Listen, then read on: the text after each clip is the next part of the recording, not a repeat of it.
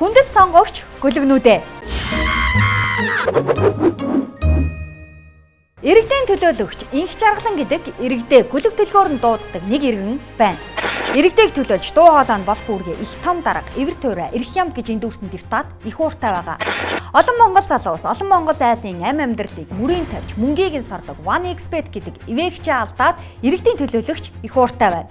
Соёлын сайд Чинбатын номин инх жаргалан нарын үүсгэн байгуулж, хувь эзэмшиж байсан BRB компанийг OneXBet ивент төвх юм. 500 сая доллар мөрийн бооцоонд гадагшаа урсдаг нь зөвхөн тоглоод алдсан залуучуудаар дуусах гарц биш.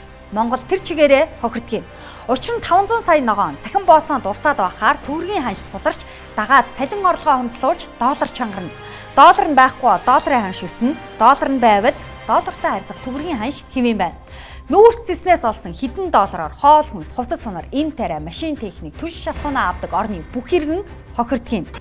Төр цэнгэлдгийн захирал болоод төрийн наадмыг усан наадам болгож, улсын зам, пүрэв сайхан нарын олон бүх гэмтэж өртөж, түрүү үзүүрт яригдж байсан Бат төлцийн Сүхбат нарын олон хүчтэн хүл халтран ойтсон.